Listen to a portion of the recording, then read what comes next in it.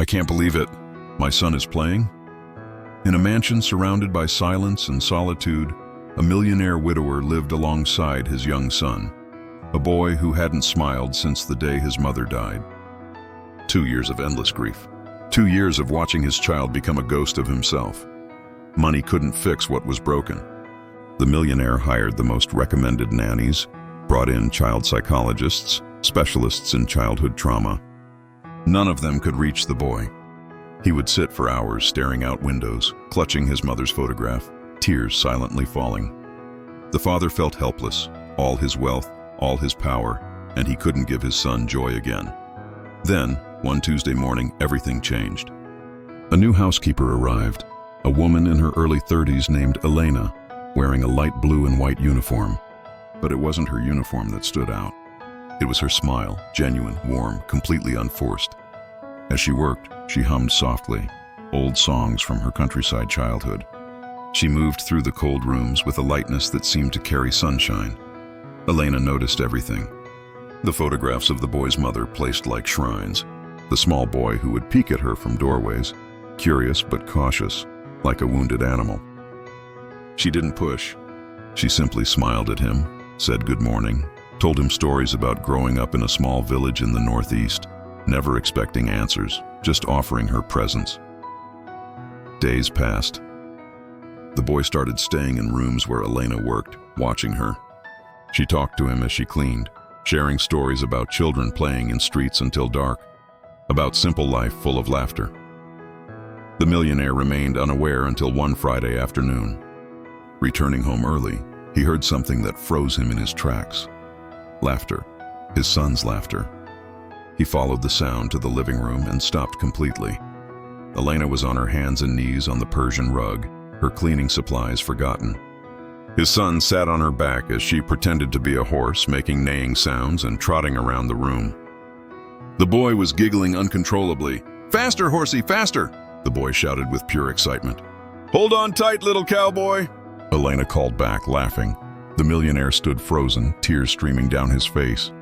This simple housekeeper had accomplished in 3 weeks what all the professionals could not. She had brought his son back to life. From that day forward, Elena became essential. The boy waited by the window every morning for her arrival, would help with her tasks, chattered away constantly. This child, who had been silent for 2 years, suddenly couldn't stop talking when Elena was around. But 2 months later, Elena came to his office with tears in her eyes. "Mr. Hartley, my mother has fallen very ill back in my village. My 2 younger brothers have no one else. My father passed away 3 years ago. I have to go back. I have to take care of my family." The millionaire panicked. "I'll pay for your mother's treatment. Your brothers can come here." "Please don't leave." Elena shook her head sadly. "My mother is too sick to travel. My brothers can't leave everything they know. This is my family. I have to go." 3 days later, Elena left. The mansion became dark again. The boy returned to his silence, but now compounded by new loss. He would sit holding the carved wooden horse Elena gave him, tears silently falling. Weeks passed. The millionaire couldn't stand it anymore. One night, after his son whispered, "I miss Elena," for the 100th time, he made a decision. 3 days later, he boarded his private plane to the Northeast. After hours of travel, he arrived at Elena's simple home in a village not even on most maps. Elena opened the door, shocked. "Mr. Hartley, what are you doing here?" "I came to bring you home, but not just you, all of you." Inside, he met Elena's ailing mother and 2 young brothers. "Come back with me. Your mother will have the best medical care near my home where you can visit daily. Your brothers will go to the best school. There's a guest house on my property. It's yours. All of you. Please come back. My son needs you. I need you." Elena looked at her mother, who could see something the others couldn't yet. The way this powerful man looked at her daughter, not as an employee, but as something precious. "Go. Minha filha," her mother whispered. "Take your brothers. Give them the future I couldn't."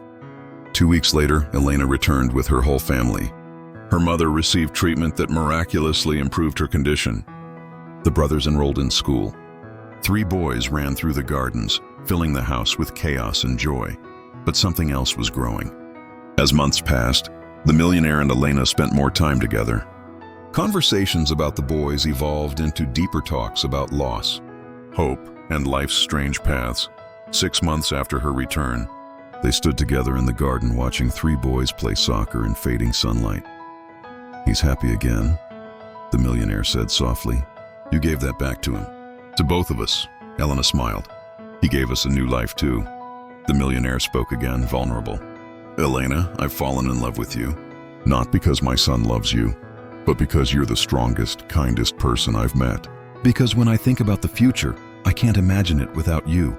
Elena turned to him, tears in her eyes. "I fell in love with you too, with the man who flew across the country to bring my family back together.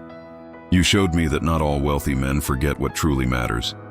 Their hands found each other as they watched the sunset over the garden where 3 boys played, their laughter carrying on the evening breeze. The love between them wasn't born from luxury. It was born from one person seeing another's pain and choosing to help, from gratitude transforming into respect, and respect blossoming into genuine affection. A love built on caring for others, understanding loss, and finding hope in unexpected places. Because sometimes, the person who comes to clean your house ends up healing your heart. Did you like this story? Then like and follow the channel for more stories like this.